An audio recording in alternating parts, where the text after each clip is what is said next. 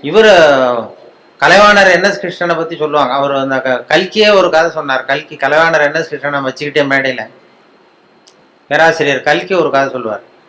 ஒருத்தன் வந்து டாக்டர்கிட்ட வந்திருக்கான். டாக்டர், எனக்கு உடம்புல ஏதோ கோளாறு, உடம்புல என்னன்னு பாருங்க, எனக்கு என்னமோ உடம்பு சரியில்லைன்ட்டு வந்திருக்கான்.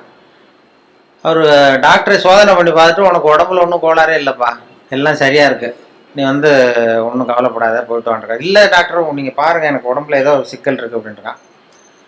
அவர் பார்த்துட்டார், இவனுக்கு உடம்புல எதுவும் இல்லைங்கிறத டாக்டர் புரிஞ்சுக்கிட்டார். அப்புறம் அட்வைஸ் பண்ண, பாருப்பா, உனக்கு வேண்டியது வந்து சிரிப்பு.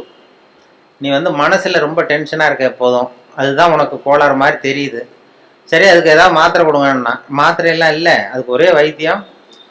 கலைவாணர் என்எஸ் கிருஷ்ணன் நடித்த படம்லாம் ஓடிட்டு இருக்கும், சினிமா படம், அது ரொம்ப காமெடியாக இருக்கும், அதை போய் பார்த்துட்டு வா, ஒரு 2-3 படத்தை பார்த்துட்டு வா, சரியாக போடும்ன்ட்ருக்காரு. சரின்ட்டு போயிட்டான். மாத்திரை மருந்து வேண்டாம், அதுதான் மருந்துட்டு போயிட்டான். போயிட்டு ஒரு 4 நாள் கழிச்சு வந்தான் அதே டாக்டர்கிட்ட. டாக்டர், நீங்கள் சொன்னது மாதிரியே என்எஸ் கிருஷ்ணன் நடித்த படம்லாம் பார்த்தேன், அப்படியும் எனக்கு உடம்பு சரியாகலை அப்படின்றான். அவருக்கு டாக்டருக்கு பெரிய ஆச்சரியம். எனக்கு சிரிப்பே வரல, என்எஸ் கிருஷ்ணன் நடித்த படத்தை பார்த்துட்டு சிரிப்பே வரலன்ட்டான்.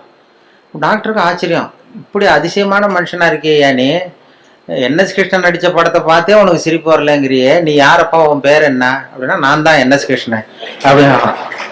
தென்கட்சி கோ சாமிநாதன் ஐயா அவர்களின் இன்று ஒரு தகவல் நகைச்சுவை கதைகளை கேட்டு ரசித்தமைக்கு நன்றி.